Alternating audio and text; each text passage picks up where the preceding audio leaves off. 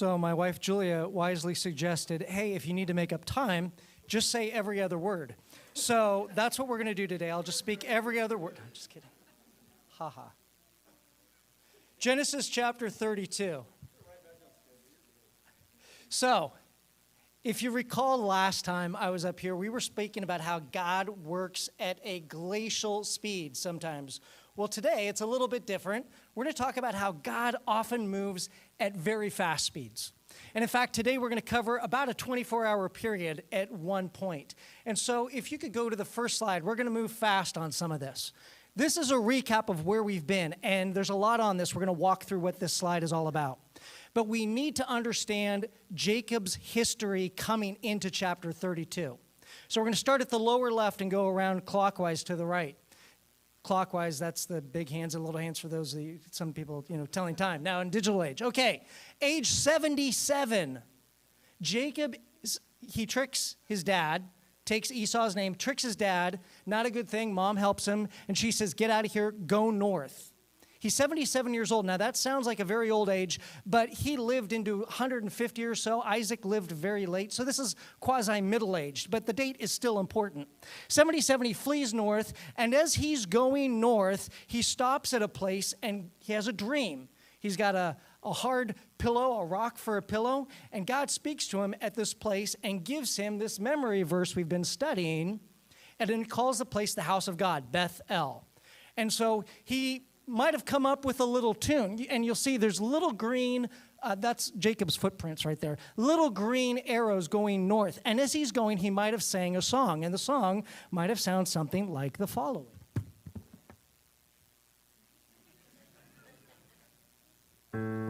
Check, check, check, check. I'm singing a song. I'm Jacob walking along. Okay, there we go. So as he's going north, he might have been singing something like this. Behold, I am with you, and will keep you wherever you go, and will bring you back to this land. Genesis 28:15. For I will not leave you until I have done what I have promised you. Behold, I am with you, and will keep you wherever you go, and will bring you back to this land. Genesis 28:15. For I will not leave you until I have done what I have promised you. Behold, I am with you. So he's going north, right? He's jamming along. He's got the little footsteps going up there, right?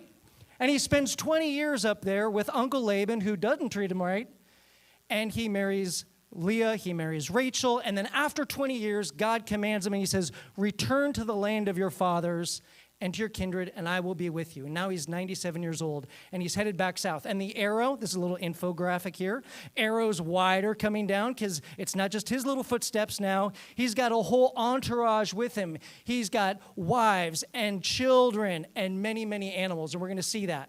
So that's the recap. God promised, and this is key, God promised he's going to come back to the land, and God commands him to go back. So let's go into the chapter outline, if you could go to the next slide. Anyone recognize the DEFCON symbols? Those of you who lived through the Cold War, right? Okay, you've seen a movie. DEFCON 5 is at the bottom. That's butterflies and rainbows. Everything is fine. It's peaceful. It's great.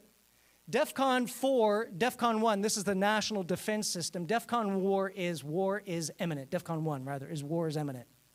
So Jacob is, at this point, we're going to see in verses 1 through 5, at DEFCON, what I would call DEFCON 4. He is on alert. And let's read verses 1 through 5 here in Genesis 32. Jacob went on his way, and the angels of God met him. And when Jacob saw them, he said, this is God's camp. So he called the name of that place Mahanaim. And Jacob sent messengers before him to Esau his brother in the land of Seir, the country of Edom, instructing them, Thus you shall say to my lord Esau, thus says your servant Jacob, I have sojourned with Laban and stayed until now. I have oxen, donkeys, flocks, male servants, and female servants. I have sent to tell my Lord in order that I may find favor in your sight. So at this point, Jacob is an affluent person. He's got confidence in his prosperity. He's got confidence in the protection he just observed with angels. He said, hey, it's not just me traveling. It's me and a camp of angels, Mahanaim, a multiple camp. And he says, I need to kind of foretell Esau, I'm coming into his land. I'm at the Jabbok River. I need to say that as I'm approaching and coming south, that he doesn't need to worry, because when he left Esau, they did not leave on good terms. Remember, what did Esau want to do? Kill him. And now he's coming back 20 years later, singing his little song. I'm going south. I'm going back into the land. But I need to let him know that I'm not coming to try and take over what he has. So he's very respectful. He calls him my Lord. He says, I'm very affluent. I'm very wealthy. Lots of resources. Don't worry. And so he sends these messengers along. Verse 6. Things get real fast. Goes to DEFCON 1. Jacob has to course correct. He has to pivot because bad things, he learns, are happening. Verse 6. And the messengers returned to Jacob saying, we came to your brother Esau, and he is coming to meet you, and there are 400 men with him. Basically, they say, we saw Esau, and you don't want to see what we saw. Right? There's 400 guys coming, and they don't look very welcoming. So Jacob, we read, was greatly afraid and distressed. First word of that used, distressed, in the Bible. He is panicked. He divided the people who were with him and the flocks and herds and camels into two camps, thinking if Esau comes to the one camp and attacks it, then the camp that is left will escape. So very pragmatic thinking. And Jacob said, O God of my father Abraham and God of my father Isaac, O Lord who said to me, return to your country and to your kindred that I may do you good. I am not worthy of the least of all the deeds of steadfast love and all the faithfulness that you have shown to your servant. For with only my staff I crossed this Jordan, and now I have become two camps. Please deliver me from the hand of my brother, from the hand of Esau, for I fear him, that he may come and attack me, the mothers with the children.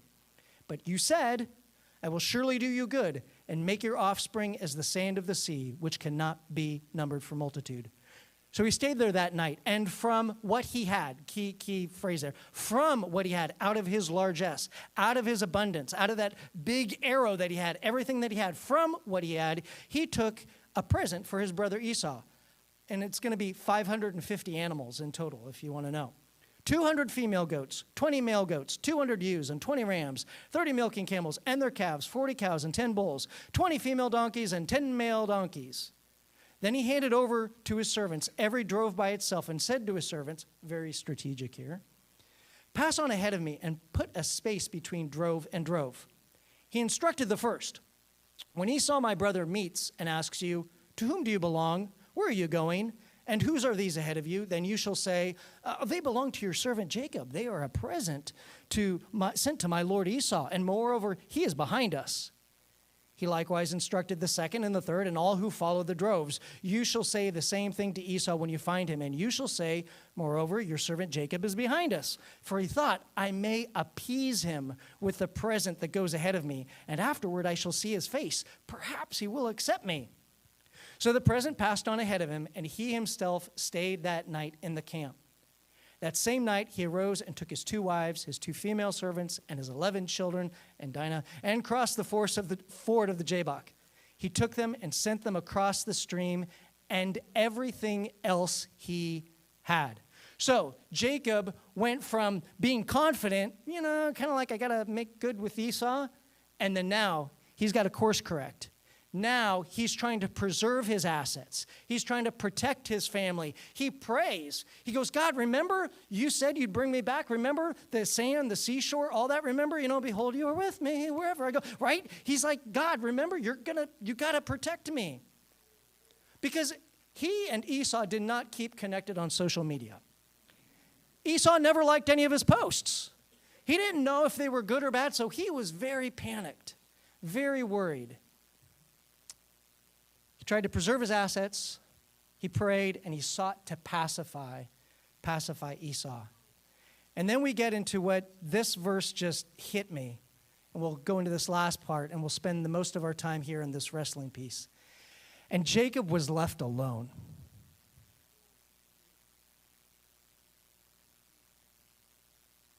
Let that sink in. 550 animals gone on in a gift. Praying that Esau wouldn't kill them, his kids, his wives, him. As a fail-safe, he could run away, right? Worst case scenario, Jacob can run. It's a starry night. We're into a tight, intense period of his life. And Jacob was left alone. And we want to develop a faith that is real and friends that are true. But brothers and sisters, much of our Christian experience happens when we are alone. And Jacob was left alone. We come in to verse 24 to verses 32, Jacob's conflict, wrestling for the blessing. Could you go to the next slide? We're going to see a lot of things about what it means to wrestle and quite a bit of application. I have to kind of set a context here.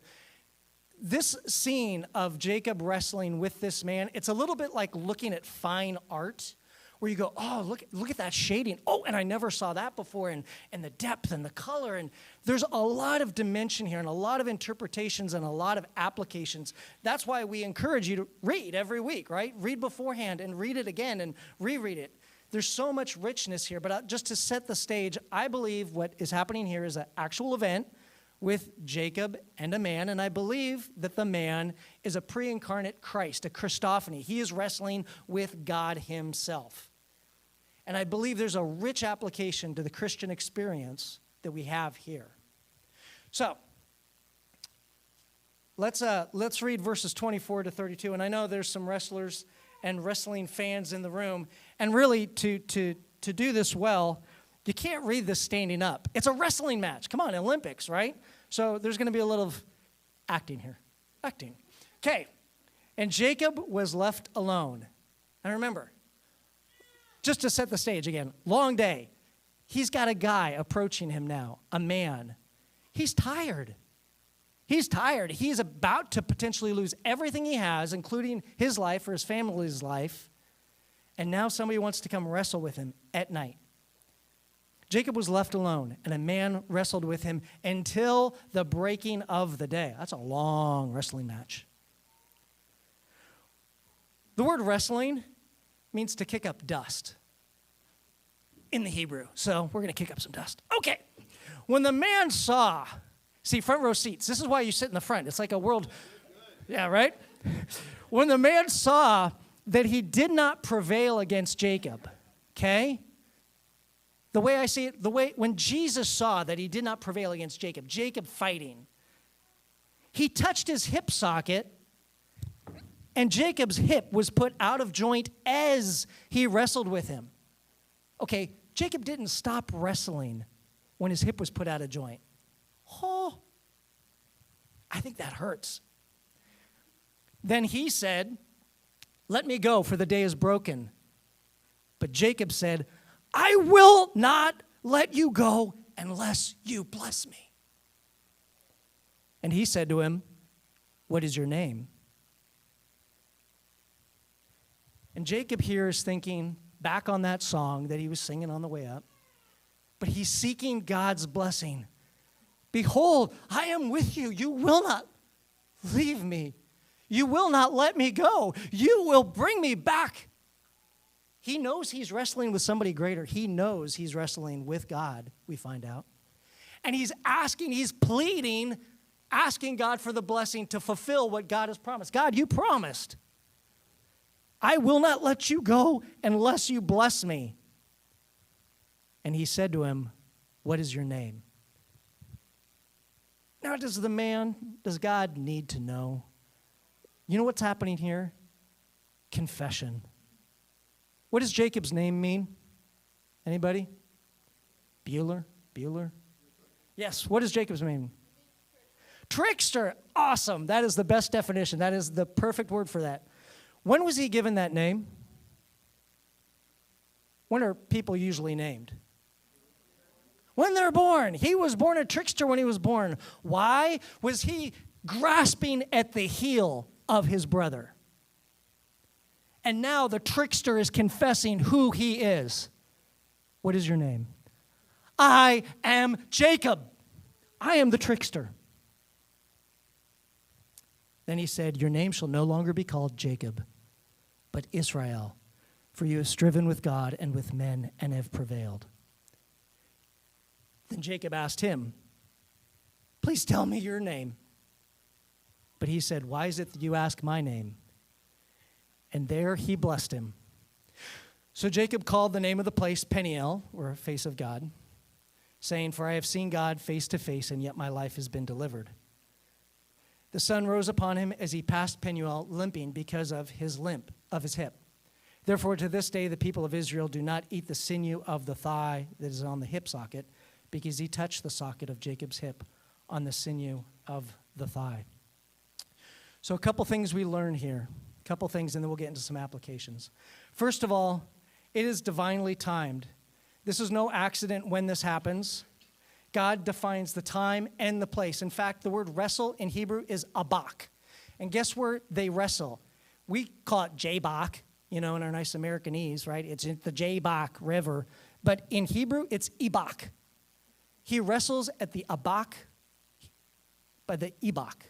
Right? There's a little Hebrew wordplay going on. And I think God is kind of saying, look, I'm appointing the time and the place. You're at your ultimate point of weakness, frailty. You self-sufficient trickster, you self-sufficient person, I'm going to bring you to a place where you are completely vulnerable. And beloved, that is a good thing. God designs and ordains the times for our trials and wrestling and our times of testing. Secondly, we learn that God chooses wrestling. And in other traditions and in other cultures or religions perhaps, a man comes and he gives a series of questions, a quest. Let us dialogue. No, the way Jesus operates, the way God operates is gritty. It is in our reality right now. Wrestling is sweaty, body on body. And Will, wrestling. Some of you guys wrestle or wrestling coaches. It is intimate, and that is how God relates to us in our wrestling, in our lives. God is not distant. He is not afar off. We serve a very close God. It is gritty. It is dusty. Thirdly, when we wrestle, or when Jacob wrestles, it drove tenacity. He was determined. He would not let go until he had the blessing, even with the pain of his hip out. Hosea chapter 12 in the Old Testament, one of the minor prophets, describes Jacob as weeping. Weeping. Behold, I am with you, and will keep you wherever you go, and will bring you back to this land. He's thinking, God, you promised you'd bring me back. You promised you'd bring me back. I am going to hold on to that promise. I'm going to fight for that promise. I'm not wrestling against God. I'm wrestling to claim what you've promised for me. You appointed the time. You want to be close in this wrestling. God drives tenacity, and it surfaces truth. It surfaces Jacob confessing. Jesus tells the story of the Pharisee and the sinful man, and the sinful man beat his breast and would not even look up to heaven. He said, Lord, have mercy on me, the sinner. I think that's Jacob's heart right here. Lord, have mercy on me. I am Jacob. I am the trickster. I am the heel catcher. I am the supplanter. I am the wicked one. I am weak. I can't walk now. I have nothing. I have no assets. I have no family. I need you to bless me. I need you to bless me so I can cross over this river and see my brother and survive. In addition to surfacing truth, it produces transformation. Jacob was named the first time when he was born, and here in this encounter with God, he gets a new name. What does a name in Hebrew often represent? It represents nature. When he was born, because he was holding on to his brother's heel, he was called heel catcher, trickster. And now God gives him a new name, indicative of a new nature. You will be called Israel. Israel, because you have struggled with God and prevailed. A transformation, a new name, a new nature. When we wrestle with God, we get a new nature. We'll get to that. And finally, he receives a true blessing from God. How did he receive the blessing before from his father? Through deception. How does he receive the blessing now? Through confession. I am Jacob. First time he said, I am Esau. Yeah, no, really, I am. I'm Esau, right?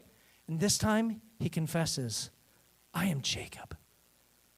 I am the trickster. And God blesses him there. When there's transparency, there's confession and true blessing.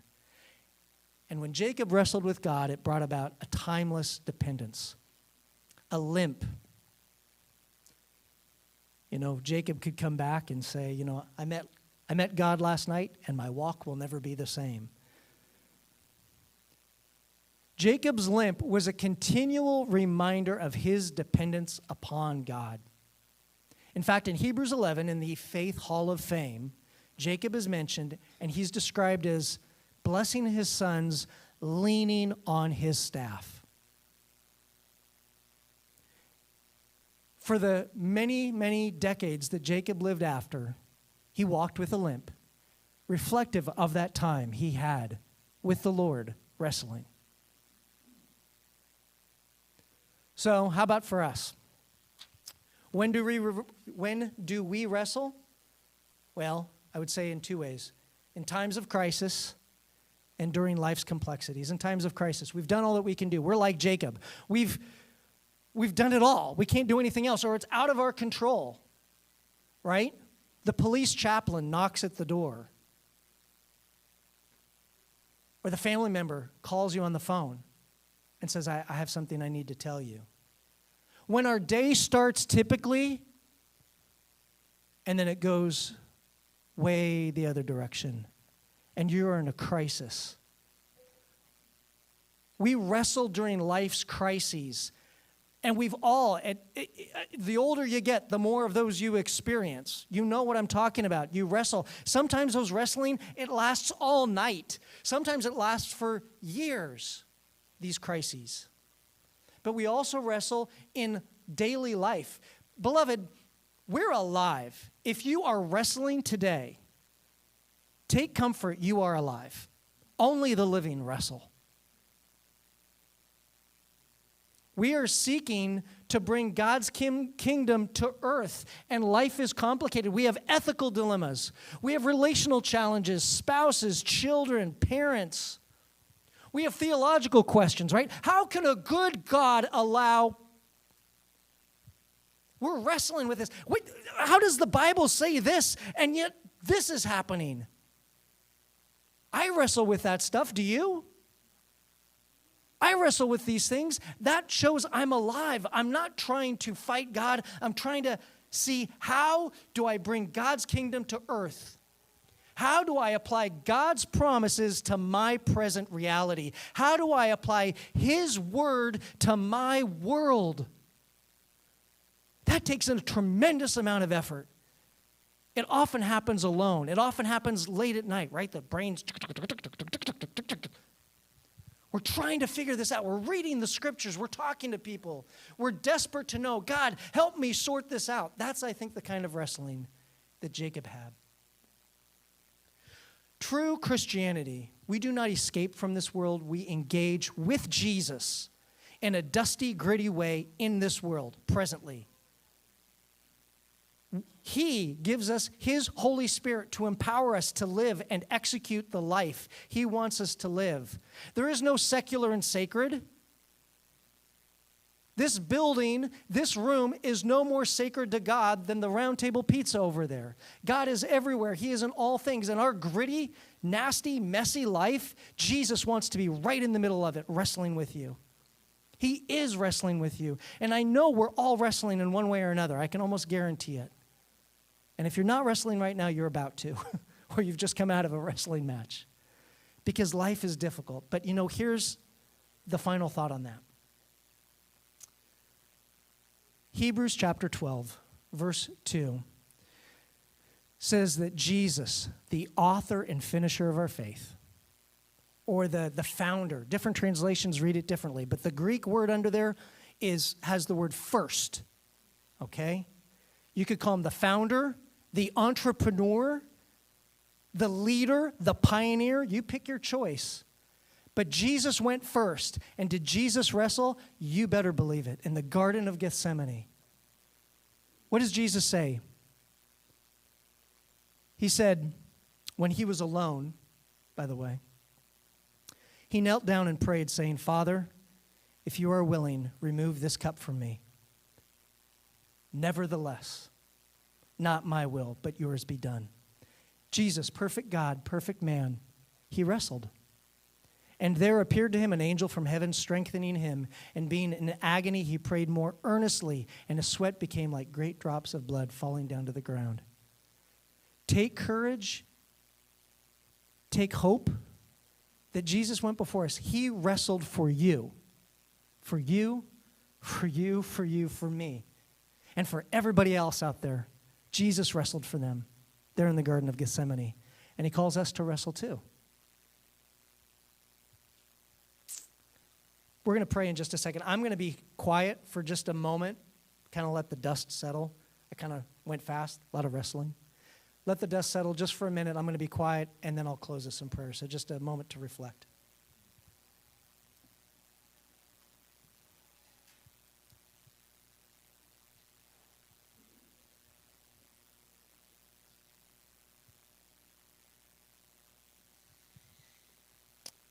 Lord, we confess we are often like Jacob. We rely on our own strength and our own resources. And as we wrestle to apply your word into our world, please change us to be like Israel with a humble life dependent on you. God, thank you for wrestling for us. Thank you for being with us. And thank you for your incredible grace and mercy towards us. And we ask this in your name. Amen.